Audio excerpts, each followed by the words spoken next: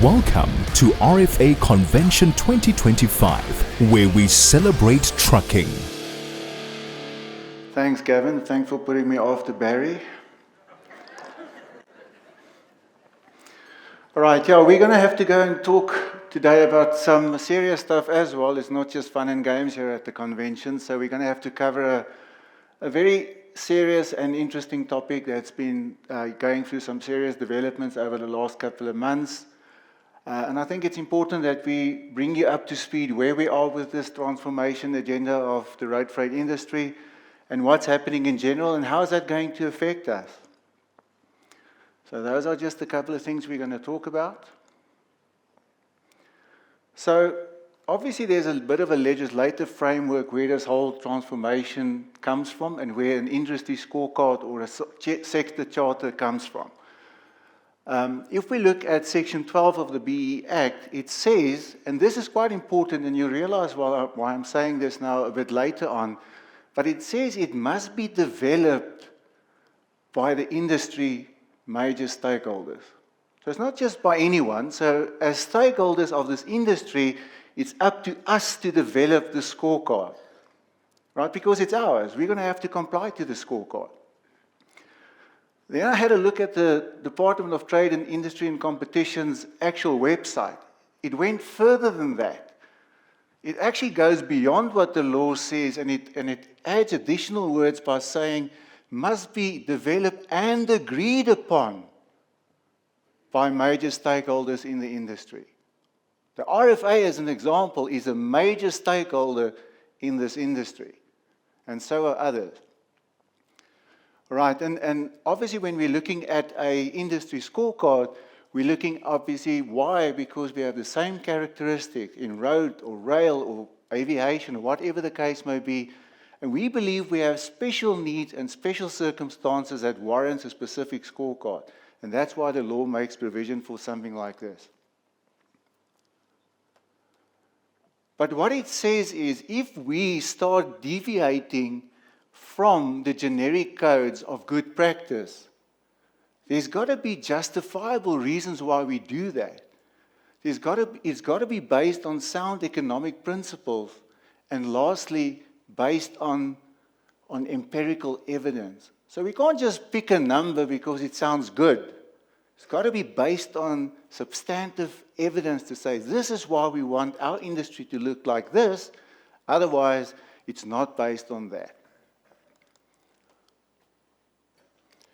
So just some background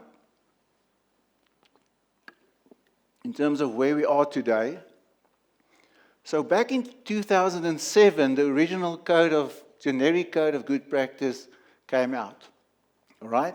And in 2009, the transport sector scorecard was launched at the time, 16 years ago.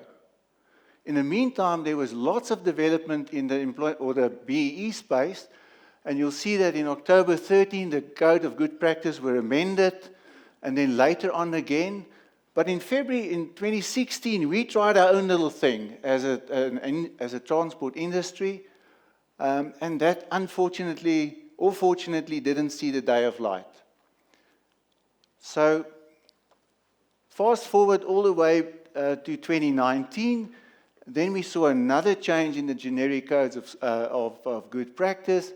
And then in 2021, there was a call for nominations to say at that stage, the Minister of Transport said, listen, we've got to get going.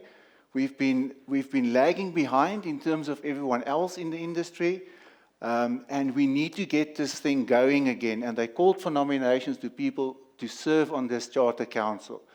This council consists out of 16 people plus a chairperson, and every subsector, only 2 representatives. So the entire road freight industry only has 2 representatives that actually represents our interests in that sector charter. That's not a lot. Anyways, about a year and a half later, they actually established the Charter Council, and this thing was launched there at Gallagher Estate. Hell of a fanfare, everyone was there.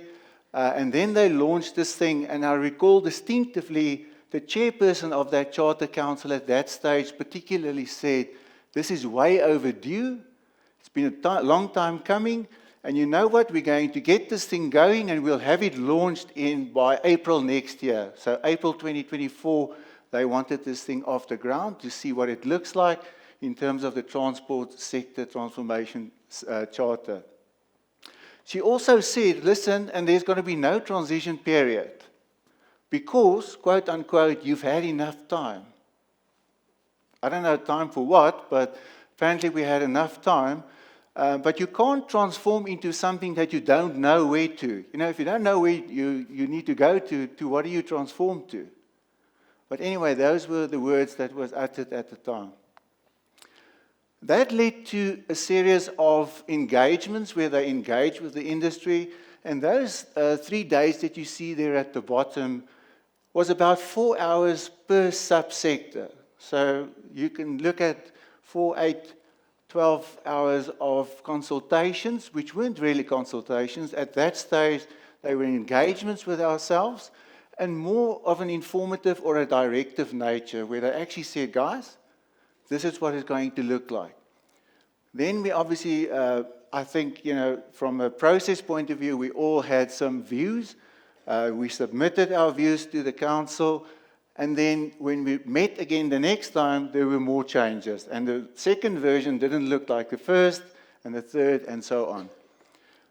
By the time we ended up in February 2024, there were not anything less than about 169 changes from the transport scorecard as we know it to the version that they presented in 2024 February. That would include changes like a percentage, the weighting, a new element, or whatever the case may be. So, and we were consulted about this allegedly. So obviously we were quite concerned about this process that was followed. I stood up in that last session and said, listen, we're not happy with this process. As a major stakeholder in this industry, we're not happy with this process. We're concerned. We feel that we are being steamrolled into a process. We don't agree with these things. And naturally, obviously, that wasn't taken too well at the time. So then we drafted a set of formal representations to express our concerns in writing. But Gavin and I also met with the Department of Transport and the Charter Council back in February that year. It took them about 6 months to acknowledge receipt of that representation. You know, so it took a while. And maybe they didn't use the technology that was at hand. But anyway, they eventually acknowledged, but then it went quiet again. In March 2025, this year, Tony de Almeida just accidentally stumbled upon another call for nominations on the Department of Transport's website. Wasn't advertised, no one knew about it, didn't understand what this was all about, so we nominated a representative, and then it went quiet again. Completely quiet. May this year, fast forward to this month in this year, then we realized, we saw that there was a call for, or an invitation for us to go and attend a session that was arranged by the Department of Transport to come and talk to us about this transformation fund. And we went there, and then I also realized, they started talking about an update on the draft sector scorecard. But in March, you know, what we actually assumed, wrongfully so, is that, you know, maybe our representations actually worked. Maybe someone listened. Maybe they actually realized that, hang on, these guys are perhaps onto something. As a major stakeholder in this industry, maybe we should actually take a seat back and try and understand what's going on here.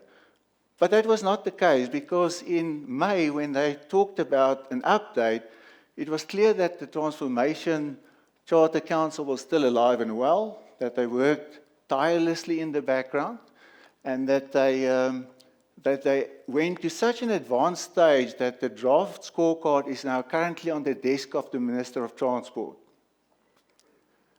I asked one of the people that's currently serving on that charter, is it more or less in the same form and fashion that we saw in terms of the February 2024 version? No, there were some changes. So we have no idea what those changes are. they did give us a bit of a presentation in terms of some of the things that they've decided upon, but not a scorecard version at all. Later this month, we also realized that they're again asking for nominations for people to serve on that Charter Council. So it's a bit all over the show at this stage. So that's just in terms of the timeline. So what are some of these things that they proposed in the scorecard? I told you it's going to be a tough one after Barry. Sure. Anyway, so black voting rights.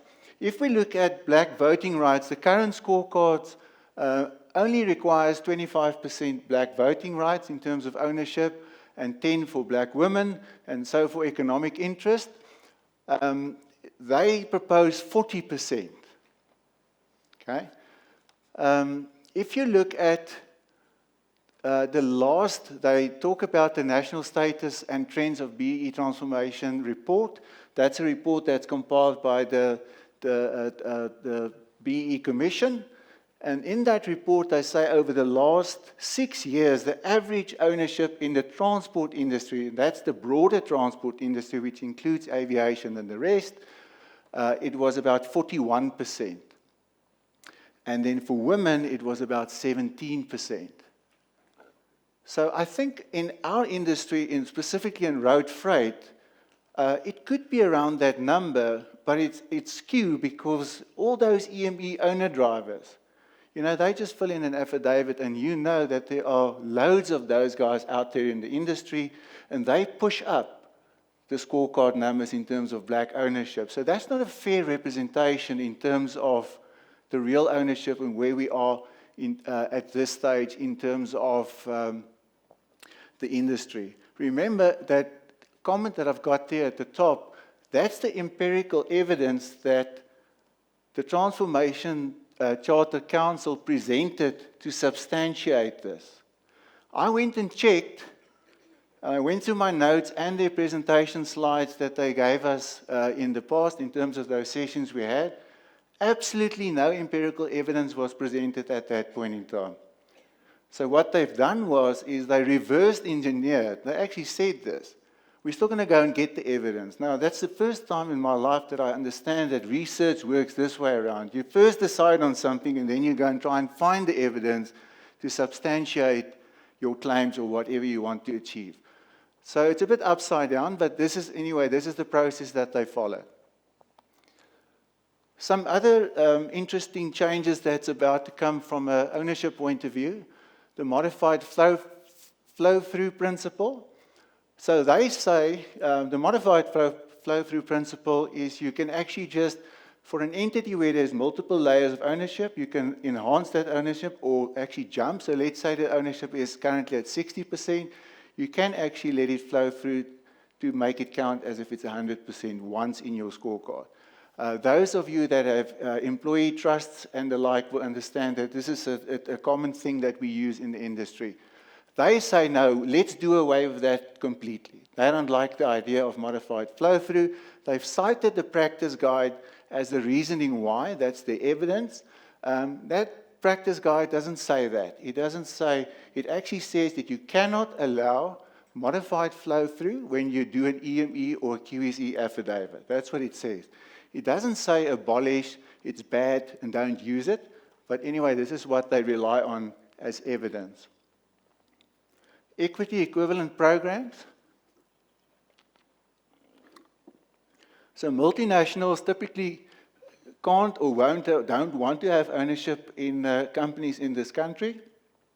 So as a trade-off, they can engage in equity equivalent programs, and that means it can either be a skills program or an enterprise development program where they have this agreement with the DTI, and for that it will be offset as ownership points. Okay, so they say, as the Charter Council, they want to sign off on those things. Okay, so my concern is that Charter Council does not have the competency, the skill, the expertise, or whatever to do something like that. It's always been done by the DTI, but for some other reason, they want to have their hands on this first before it goes to the DTI. Then they also talk about abolish the once empowered, always empowered principle. They don't say it as directly. They talk about to remove the recognition of black ownership after the loss of shares. Essentially, that's what it boils down to. But in 2022, there was a High Court judgment that actually said, and in the mining sector, where they actually upheld that principle. So there is actually empirical evidence out there that says, listen, that principle is fine, you can actually apply that. And then bonus points is basically just an alignment to the current generic codes. Okay, management control. The blue one is the dark blue one is the current situation. And if you look at where we are currently as a transport industry at large, we only at about 85% of the current target. That's where we are as a transport sector, 85 of 50. So that's about 42%, I think. They say, hold my beer, we want to push this up to 65. Okay?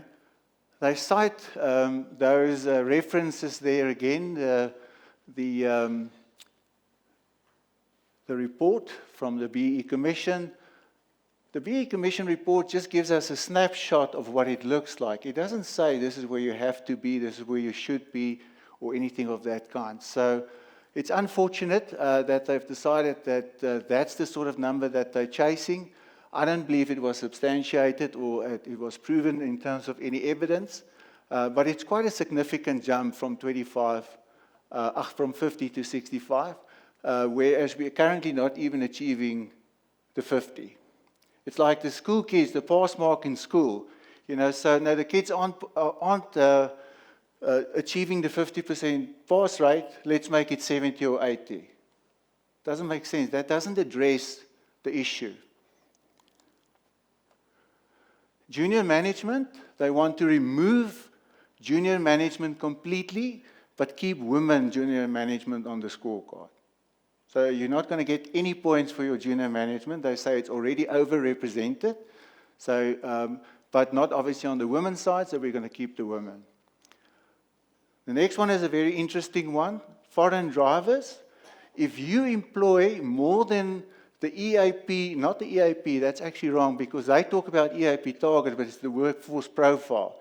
If you have more foreign drivers than the current workforce profile, you're not getting any, 0 management control points, nothing.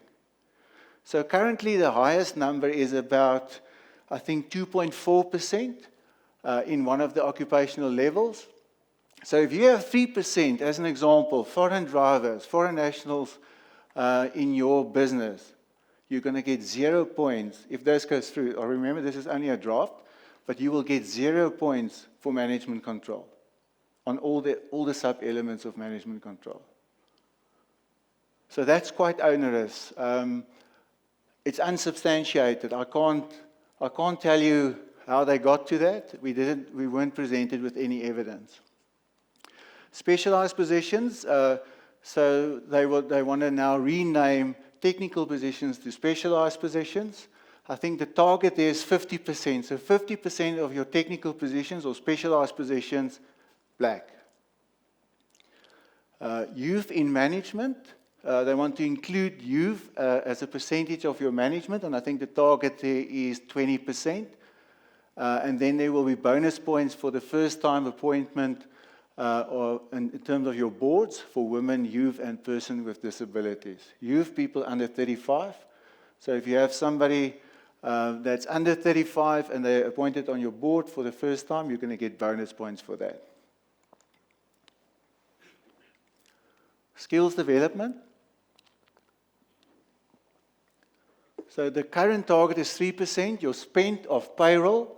So 3% of your payroll you need to spend on skills development. So the main difference here is currently it's for employees in terms of the current transport code. I don't know about you, But we have professional students already, or professional learners in our company, because you just have to recycle the same people over and over and over again on learnerships, because the target is for employees. We cannot obviously use external people. The new target is 3.5% for black people. In other words, you can actually have unemployed learners that you can put through the scorecard, and you'll get points for that as well. The next one, interesting, this was introduced in 2019. Remember, fees must fall. They had to fund it from somewhere. And what a nice place to fund that through the BE scorecard. And 2.5% of your payroll cost, that is your target to spend on bursaries for black people. Just interestingly, in terms of bursaries, no clawback clause. So they just have to attend, you give them the money to go and attend the training. They don't have to pass the training. They don't have to get the qualification. They don't have to get the degree. And if they don't, no clawback. You can't ask for your money back. Okay, that's how the code's been written.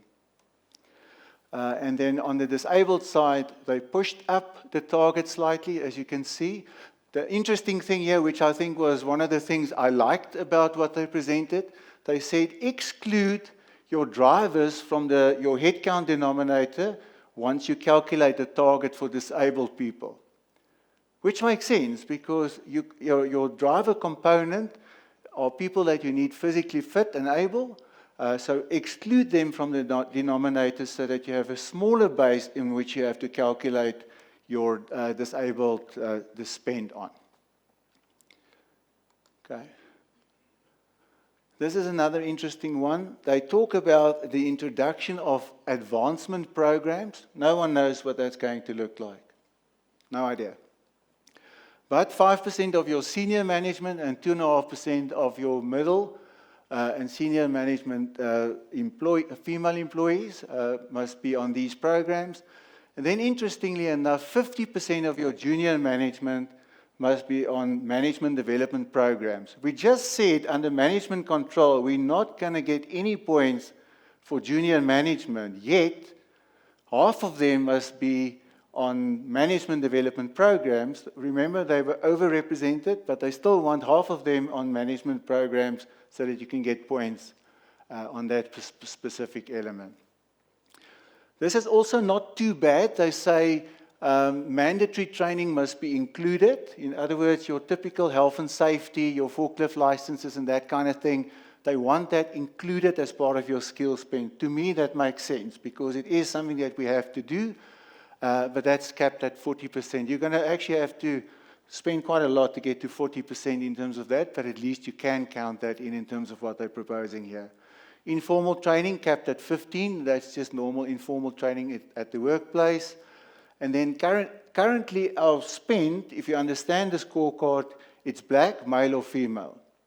If you look at what they propose, and that's in line with the new generic codes, it is per the demographic breakdown, African, Indian, colored, and obviously in terms of the demographics. So the bulk of it will obviously go to African black, then African black female, Indian and colored, and then Indian ultimately. This is also another interesting one. So there will be bonus points for those people that are on advancement programs if you promote them at the end or the completion of their advancement program.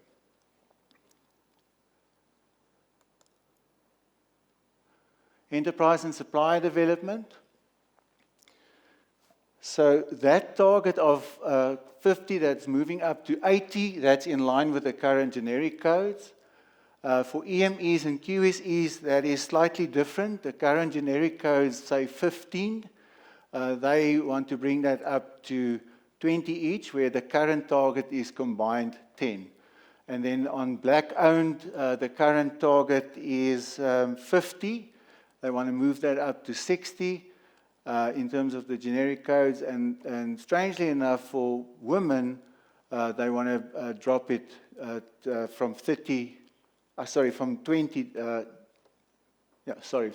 15.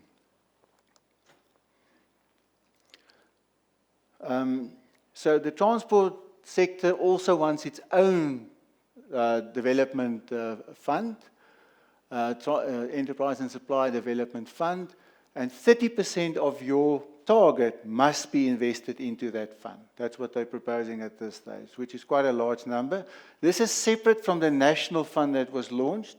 So they say now they want their own fund, right? And then on top of that, so you can get, if you want to, if this goes through in this format or manner, 70% of the money can actually go to the national fund, but 30% must go to the transport fund. Interesting here, and on the previous slide, they still need to go and find evidence to see that these objectives aren't even met. So they say they don't think it's being met, but we need to go and find evidence to see if it is the case or not. Socioeconomic is the same, apart from that we will be forced essentially to invest in rural infrastructure development. This to me is a very concerning one. So they say that licenses, concessions, and that sort of thing, it will, for the recipient of the licenses, which are us, obviously, 51% black ownership to get that license and a level 3 BEE status. So if you're currently not 51%, you won't get an operator's license. This is very similar to what is happening in the ICT sector with this whole Elon Musk thing in terms of Starlink, where he's unable currently in terms of legislation because there's a 30% ownership requirement. He's obviously not happy to do that. And interestingly enough, yesterday they published a gazette to say they're open for public comment because they want to review that specific ITC. That's obviously after the Washington visit. They're also not happy in terms of those entities that issue these licenses and concessions, and they say those entities are gatekeeping certain categories of people out of getting these licenses, and they want that reviewed as well. So what does that mean for us? I just took an example scorecard. This is just, it's no one's in particular, and I just took it like for like without spending an additional cent, without doing anything additional. If the entity is currently on level 3, like for like, that same entity will end up on a level 8 in terms of what's been presented. In terms of the financial implication, I just did a bit of a sum in terms of skills development. If you currently pay around 660, you'll probably end up paying about 1.8 million to get your points on the skills scorecard. It's just a number, but just to show you the quantum in terms of the targets, obviously for enterprise and supply development and socioeconomic development the same, but there are going to be some restrictions in terms of where you can spend that money. So some of our principal concerns, we only had 3 consultation sessions, which were only 3 information sessions. We didn't consult.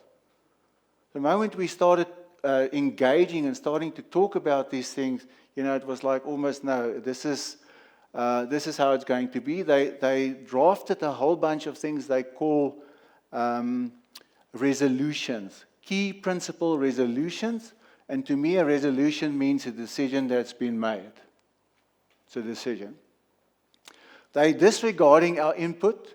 We've drafted what I believe well drafted input, and that's just been disregarded.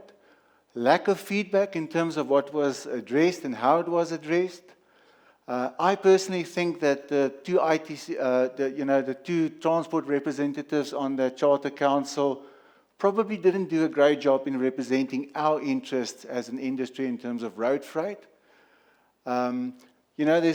There's a great concern about, just tick these boxes. Let's just make sure that we can tick these boxes as opposed to making sure that there was substance in terms of the process. And then another procedural concern is, it's still, the next step is it will obviously go to, once the Minister of Transport is happy, it will go to the DTIC. and then there will be another 60-day public comment period. I'm not holding my breath that that would yield any different results. Some of the more substantive concerns, substance over principle, or substance over procedure, that's one of the BE principles out there, but I don't see that being practiced, so it's at least in how the scorecard was developed, this draft scorecard, to me there's an overemphasis on procedure. It's all about the target, the number, the weighting, the percentage, the volume, the rand spent, etc., and it doesn't really talk about the substance. As an example, learnerships. We have to push so many people through learnerships. Again, those people don't have to pass the learnership, they don't have to get the qualification, but as long as you send those people through the learnership, if you can prove that there was a bum on a seat and an invoice that you paid for it, you'll get your points. How does that justify or equate to a substantive process in terms of this empowerment? It doesn't.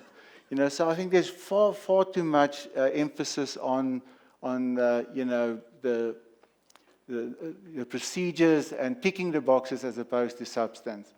I don't believe that they produce the necessary evidence in terms of what is required so that we can understand where and how they got the information from, so that we can actually be comfortable that this is the direction we're going in. The approach that they're following is very punitive. Nothing in there is really incentivizing us to transform as an industry. Nothing. It's just, if you're going to pay, and if you don't pay, you're not going to get your points. If you're not going to get your points, you're just not going to get your work or your contracts. Some other concerns, again, this is as per that statement which forms part of the codes. There's going to be no transition. So if they decide on this, if this goes through as the new regulation in December as an argument, and your scorecard is due in January, you're going to be assessed in January on the new scorecard. No transition period. Obvious increase in cost. I did explain that, particularly around the skills side. It's going to be very expensive from a skills development side point of view. Many companies, I'm sure you have that as well, but many of us have contracts with our clients where they put a target requirement on that contract. So they say you have to be at least a level 3 or a level 4, whatever the case may be, whatever the contracting arrangement was, for you to retain this contract. You saw the example, and now that's just a hypothetical example, but this could put many commercial contracts at risk if this goes through in this fashion, which is a big concern because our clients are not going to understand that we're dealing with this issue. They're not going to potentially have that understanding. So what do we do from a planning point of view? My advice is, obviously you can't plan for something that you don't know what's going to happen. So my advice is carry on planning on the current scorecard until such time that we move over to a different version, and at that stage we're going to have to deal with it. One consolation, if it's a consolation, remember all of us is going to be in the exact same boat. So it's not just one company in the industry that's going to be affected. All of us will be pushed down when this eventually comes to light. As I said, the draft is currently with the Minister of Transport, and she needs to submit to the DTIC. They do a couple of check boxes, and then once they're happy, they will obviously put it out for public comment for a period of 60 days. And then it's up to the Minister of Trade and Industry and Competition to decide when they will publish that as the new regulations for our industry. I just said on this slide, I think the soonest that this can happen, if we look at, it could actually be as early as September or October this year. I think that's a bit overly optimistic from my side. Perhaps early next year. If this goes through in this form and fashion, perhaps early next year or at least sometime next year. For us, the next step would be for the RFA to vigorously participate in that 60-day public comment period.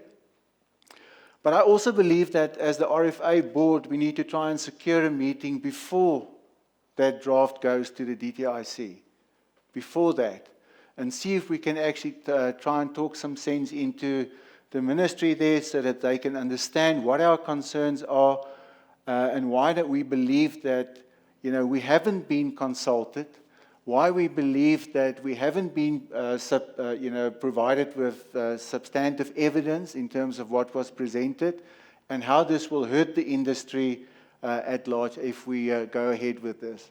And I'm sure we'll be able to do that. Not to get the meeting, not necessarily to change their minds. And then obviously, if all else fails, we'll have to consider alternatives to see what other avenues are there at our disposal to try and deal with this in a constructive manner. I think that's my story. After Barry Hilton, this must be quite a party pooper.